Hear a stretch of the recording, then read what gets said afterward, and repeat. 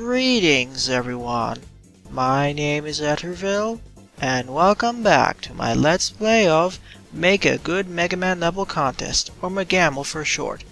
During the last part, we defeated Dr. Wily and completed the main game. So now, as promised, I'll be talking with all of the Roadmasters in the hub. As I said in the first part of this Let's Play, as you collect more and more energy elements, new Roadmasters and other characters will show up to be able to be interacted with. We collected all 30 energy elements, but there are 2 more things left to collect in this game. And here's Dr. Light. As mentioned in the previous part, he mentions that Dr. Wily will attack again in about a month or so, probably in the next fan game or next Megamo. There will be another Megamo, SnowRun has confirmed, as long as things go swell. As I was saying, I will be covering the 2 other unlockables in this part. You can see that there's a empty space in the bottom left part of the screen and on the bottom right portion. Before that, let me talk with all the NPCs. Iceman was going to be a boss, but Dr. Wily revived fangame bosses instead. Here is the training arena as usual. We talked with everyone except for Quint. I don't understand what the reference of honk is, but okay. And the animation cycle is quite fast. It seems like he's a little bit off-colored. He should have a little bit of a darker green palette. Then again, that just may be my experiences from Quint's Revenge. I kinda prefer his color scheme in that game more. And Ro also mentions this important factoid. Once you complete the game, you unlock the arena, which you can access in the attic. I will be talking more about that after I'm done talking with everyone else. Nice reference to the fact that Mega Man 8's pronunciation of bass was bass. Bass and treble. Oh, Tango. I wish we had the Tango chainsaw in this game. There is Dr. Kozak, Fireman talking about the Flames of Justice, a nice reference to Powered Up. There is Snake Man hiding by the wall right by Tier 1. No one would really ever visit, except those who really want to 100% the game, just like me. And a few other Let's Players as well. I'll visit the attic the last. Elecman's talking about how Eddie's running a shady underground shop in his own lab. Of course I bought everything. I didn't mention it in a previous part, but in this game you can actually collect more than 999 bolts. In fact, thanks to a glitch, or not really a glitch, there's actually no limit you can contain. I tested it out by editing the config or save file, and you can go over 99,000 bolts. It's quite crazy and it kinda breaks the formatting. But yeah, no limit. Although there's not that much to spend it on, sadly.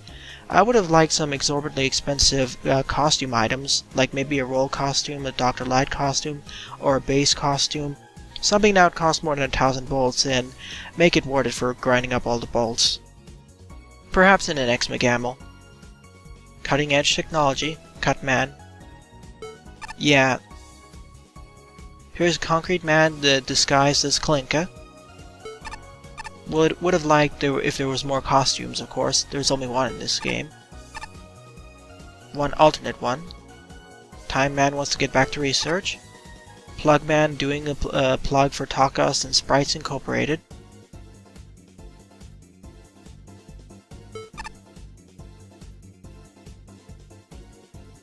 And an important note, whenever you use the top spin, you're completely invincible to basically almost everything. And bullets will go straight towards you, which would have helped if I knew it earlier through some of the stages. And apparently Plant Man wasn't cool enough. I think it's a reference to another fan game and the general perception of Plant Man in Mega Man 6 being quite negative. He isn't that bad of a Roadmaster in my own opinion. Well, the barrier would have been there if I didn't collect the 26 energy elements first. 24 specifically.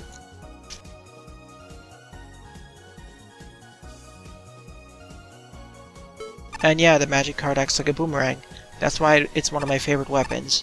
Although I finally understood the intense usefulness of the buffed up Gemini laser in this game. And I also learned how useful the Pharaoh shot was, or is. Before I thought we could just easily replace it with another weapon, but then I realized how powerful its maxed up charge is. It does have a use then. I like to think of it as a stronger version of Metal Blade, and it's especially better against bosses who are not weak against the Metal Blade.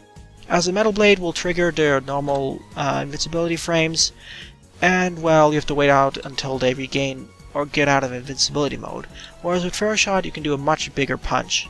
It basically has a better DPS against bosses.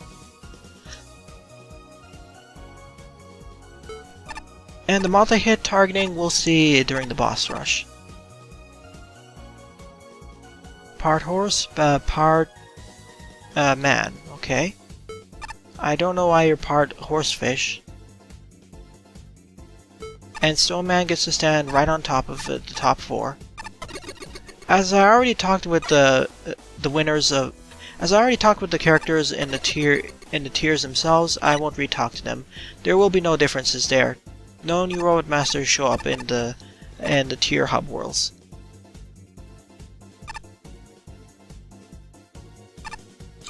There's a faster route to get, of course.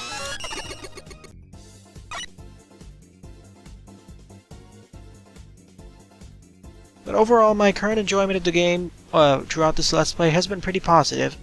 I'll detail my thoughts on the entirety of my experience, the game, the levels, the process, and the community in the next part. It'll be definitely a shorter part, but I really want to dedicate the rest of this part towards the secret boss fight and the arena. I do wish that Galaxy Man actually appeared before the quickening stage, as it's not mentioned that the black hole bomb can suck up the lasers. Well, there is an NPC who does talk about it, but he's placed after the stage. And there's the arena, I'll talk about it soon enough. Well, it would have been if it was Mega Man 2, but in this game it's been kind of nerfed in terms of damage potential. It still cleaves through certain enemy types like the shrimps. And this is the attic, aka the Cool Robot Masters Club. I like Plant Man more than Wind Man personally. And Solar Man's talking about how the Solar Blaze works better at shotgun range, because it'll deal double damage, especially against bosses. Yeah, it's more like a gravity well. Yeah, it is quite useful in this game. In fact, if it dealt more damage like the Soak Rain in Super Powered Up, I mean Super Fighting Robot, it would be borderline overpowered. And don't worry, Sheepman, I don't hate you. I liked the original stage in Mega Man 10. Well, you already made the joke back in Wily Fortress 5, so yeah. Here's Rao Cow from Talkhaus. Anyways, before I tackle the arena, I'll be tackling the secret boss fight. Now, once you complete the game, aka collect all 30 energy elements and complete all the stages, go up to where Galaxy Man is standing. Go up to the wall here and, yep, that opens up. And so the secret boss fight is against Sprite Man. The joke here is that I think it's based off the cartoon and Mega Man Dongs, and Mega Man Square Root of -1, is that Bright Man is detailed as the smartest robot master, when in reality he's not that smart. I think it's a reference to the Mega Man, the cartoon, the original one, the first one. So in this case he's been buffed up to super proportions. And we walk through that wall. And now it's time for a friendly duel. Behold, the boss with the most health. I would say this is the toughest boss fight out of them all. Bright Man has basically 4 phases. In the first phase, well, he can throw down these fireballs just like Jolt Man did. He can jump around the room. When he has that shock above his helmet, or bulb, he can actually reflect shots back at you, so be careful. And he can throw that whatever those solar bombs or solar suns up into the region. And when he charges up like that, he can basically throw out a huge amount of Mega Buster pellets. He has somewhat of a random pattern, so you have to be careful. and he can launch a mini rocket which fires sparks. When you take out his first health bar, he moves on to a second phase, where he can launch those sparks up into the air. And he can also launch this one, which falls to the ground. And once he shows up the next one,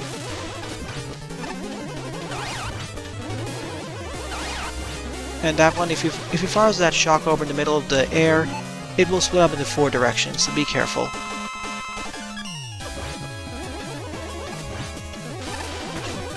There's one other attack.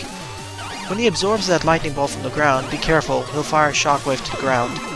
When you take out his first 2 health bars, he moves on to his third phase and gains 2 more health bars. This is where things get quite interesting because now he has all of the weapons from Mega Man *1, like the Burning Coal, the Solar Blaze, or Solar Flame, or Angry Flame, whatever it is, Punch Donkey's weapon, the Illuminati tape, the Toss Turtle's shell, the Frigid Milk Shot, and whatever that... Oh yeah, and the Illuminati confirmed that will freeze in place. Basically, all of the weapons behave exactly as they did back in Mega Man *1. So, just watch the pattern and you should be fine. I forget what that... what is it called again? A Noise Crush. And you can fire that last Doodle Explosion, I believe. Or Doodle Bomb at you.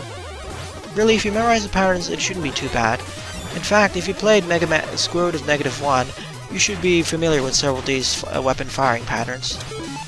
Once you've taken down to half of his last health bar, he'll begin jumping around the arena crazily, and every time he hits the ground, he'll fire those sparks. But there's a funny glitch you can do with this. If I can get him to jump, you can actually get him stuck into the wall like this, so it makes the last part of the fight much easier. And there we have it. Brightman has been defeated. He had 4 phases, and pretty much the toughest boss fight in the game. Individually, I mean. The boss at the end of the arena is also pretty challenging as well, but that's because of the more of the endurance nature of the arena itself. And by defeating him, we get the Brightman icon on the lower left, bottom left part of this monitor. Now, Brightman has no weaknesses. Although, if you really want to use Robot Master weapons, use the Fair Shot. It seems to do the most amount of damage against him, while maintaining a highest amount of DPS. And the music is from Shovel Knight, I believe. I think it's... well, it is from Shovel Knight. I think it's from the Dark Knight boss fight, or Shadow Knight. And here's the arena. Here we can test our skill against the rush of every single boss fight in the game, all 20 of them. However, you have no access to E-Tanks, W-Tanks, exiting, or charge upgrades. So you basically have your base Mega Man abilities. Just to demonstrate over here, we can't use any of the E-W tanks, we can't exit. The only things we have are our special weapons, and we have the base Mega Buster. That's all we have. So we'll only deal 2 points of damage per charge shot hit. On the top part of the screen will be the next Robot Master or boss shown over there, and the number of bosses left. In fact, this interface is taken directly from Rockman 4 - Infinity, from the true arena there, down to the next boss, the left, and the placement of the life capsules, or energy restoration items. At least that's what I can recall. In fact, this also applies to the boss team, as the boss team in each of these boss fights, or most of them, is a MIDI remix of the boss fight team in the true arena of Infinity. Now, the rest of this part will be non-commentated, as this true arena is really challenging. You'll die multiple times once you have to learn the patterns to the boss, and then you'll survive. That's why throughout this arena I will be using Robot Master's weaknesses, or boss weaknesses. And for bosses who don't have weaknesses, I'll use the Mega Buster. And because of this, I'll be dying a lot, so I'll be editing out the deaths and just using my best run. The only commentary will be text-based. So, on the next part, I'll give my final thoughts on Megamo as a whole. Thanks for watching and enjoy the arena!